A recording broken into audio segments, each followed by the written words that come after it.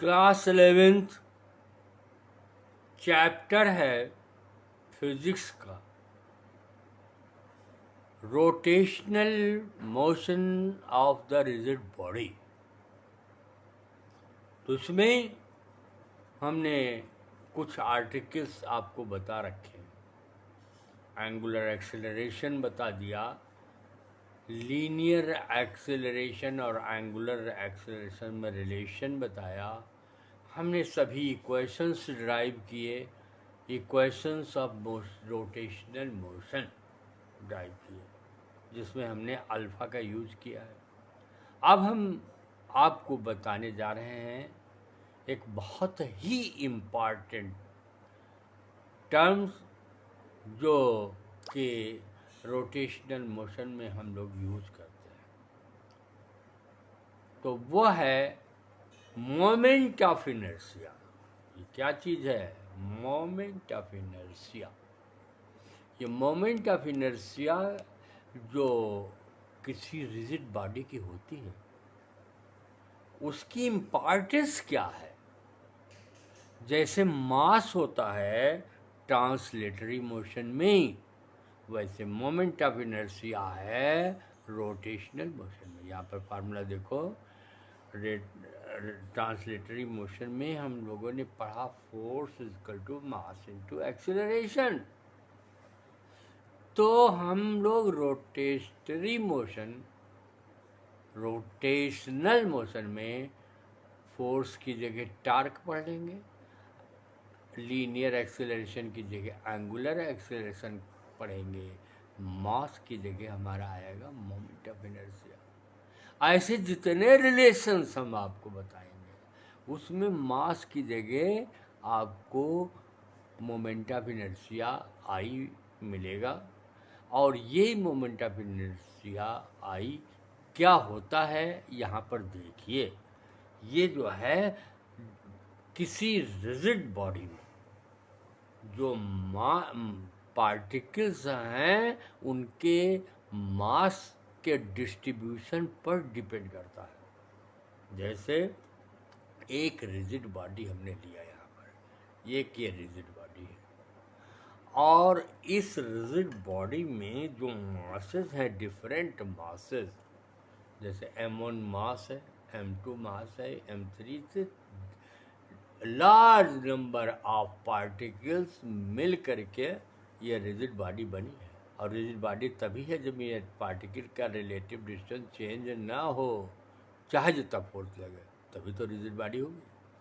अब ये M1, M2, M3, M4 जो मासेस हैं पार्टिकल के, इस बॉडी को हम किसी एक्सिस के अबाउट अगर रोटेट करें, इस बॉडी को अगर किसी एक्सिस के अबाउट रोटेट करें, तो उस एक्सिस को हम लोग कहते हैं axis of rotation.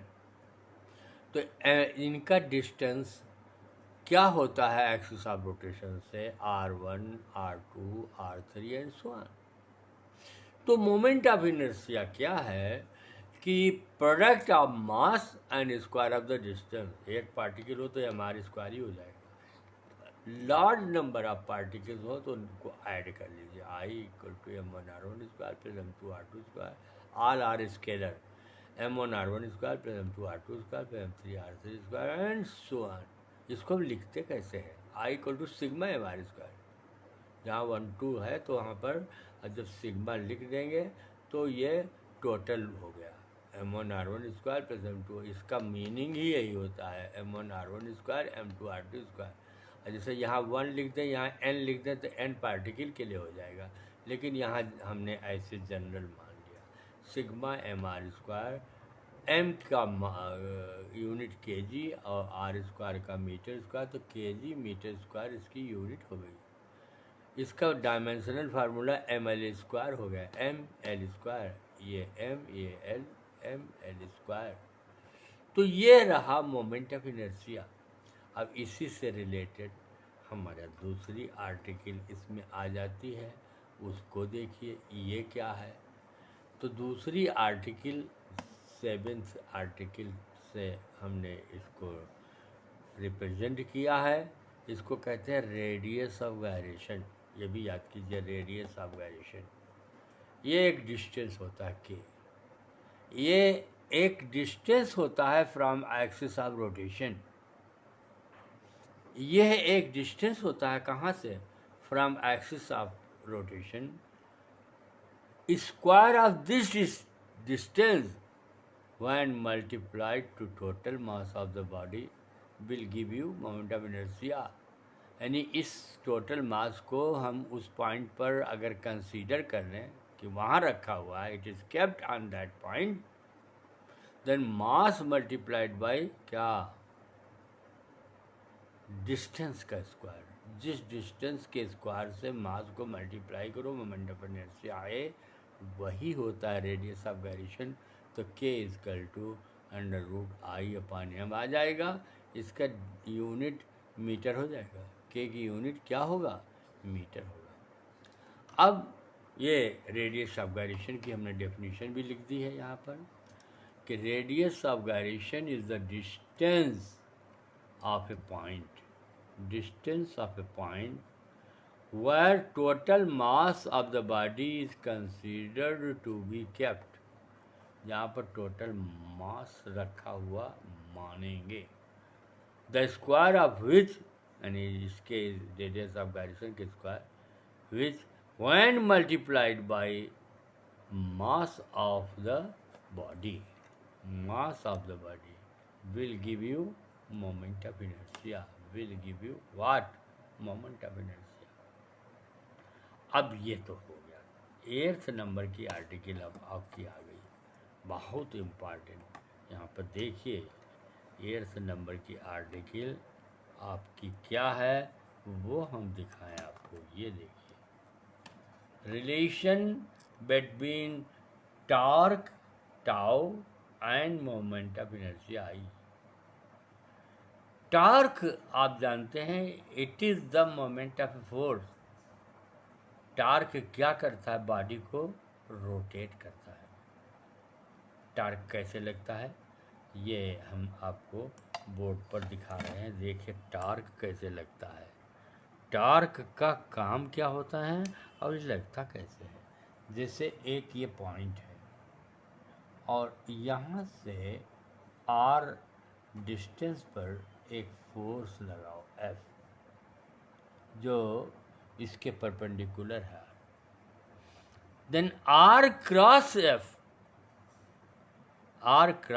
F is the moment of force. इसको ऐसे समझ लिया करो, जब कभी मोमेंट निकालना हो किसी फोर्स का तो उस पर एक्सिस ऑफ रोटेशन से परपेंडिकुलर डाल दो, perpendicular multiplied by the force that is equal to torque. अब जैसे ये इसको एंटी क्लॉकवाइज घुमाएगा, एंटी क्लॉकवाइज को पॉजिटिव मान लेते हैं, क्लॉकवाइज को नेगेटिव मान लेते हैं। तो ये तो हम लोग वेक्टर तरीके से पढ़ते हैं ना, तो R क्रॉस F करते हैं। हमने पिछले लेक्चर में टॉर्क बताया है। मान लो पहले ऐसे फोर्स लगा था तो फोर्स का ट्रांसवर्स कंपोनेंट लिया था, एक रेडियल कंपोनेंट। रेडियल कंपोनेंट का मोमेंट 0 होता है। क्यों?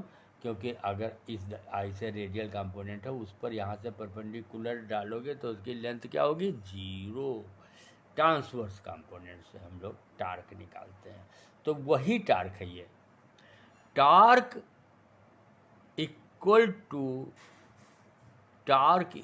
To R cross F। Torque क्या होता है? R cross F। इसका डायरेक्शन इस तरीके से लेते हैं R, ये thumb R, right hand rule, right hand, ये R और ये क्या है? F। तो दोनों पर परपेंडिकुलर, मिडिल फिंगर दोनों पर परपेंडिकुलर, यानी एक्सिस ऑफ रोटेशन के अलोंग। टॉर्क का डायरेक्शन क्या होता है? Along the axis of rotation. ये बात याद रखना। टॉर्क एक वेक्टर क्वांटिटी है जिसका डायरेक्शन किधर होता है? Along the axis of rotation, जिसकी वैल्यू क्या होती है? R cross F। तो ऐसे ये R क्रॉस F है, R क्रॉस F। और F को तो हम लोग ये में लिखते हैं मास इनटू एक्सेलरेशन। तो torque is equal to M, पहले कर लीजिए, R A। तो यहाँ पर ए क्या होता है? ए माने लीनियर एक्सीलरेशन, और ये हमने बताया था, ये एंगुलर एक्सीलरेशन अल्फा आर होता है। A equal to how much? A equal to alpha R. A जो है वो अल्फा आर के बराबर होगा। A will be equal to what is A? Equal to alpha R. Linear acceleration equal to angular acceleration into radius vector. तो इस ए की जगह इस ए की जगह अगर अल्फा आर लिखेंगे तो एक आर ये है, एक आर तो आर स्क्वायर हो जाएगा। अब वेक्टर हटा दीजिए तो tau equal to M alpha R square. तो इसको हम लिख सकते हैं टाउ इक्वल टू अल्फा अलग लिख दो और एम आर स्क्वायर कर दो। और ऐसे सभी पार्टिकल के, यानी अगर मतलब पूरे होल बॉडी पर निकालना है, देखिए होल बॉडी पर, फॉर होल बॉडी, तो सभी पार्टिकल पर टॉर्क लगेगा। अभी जो फिगर बनाया था तो tau equal to tau 1 plus tau 2 plus tau 3 and so on. और ये बराबर कितना होगा? m1 alpha m1 r1 square alpha plus m2 r2 square alpha m3 r3 square alpha. Alpha common ले लो तो अंदर क्या बचेगा? Sigma M R square. और सिग्मा एम आर स्क्वायर क्या होता है? आई। तो tau equal to I alpha. और ये फार्मूला अभी हमने बताया था, F equal to M A. F equal to M A से रिलेटेड है। तो मोमेंट ऑफ इनर्शिया, फिर कहो, क्या कहोगे? Moment of inertia has same importance in rotational motion as mass has in translational motion. Translational motion में mass का जो इम्पॉर्टेंस है वही मोमेंट ऑफ इनर्शिया की यहाँ इम्पॉर्टेंस है। तो मोमेंट ऑफ इनर्शिया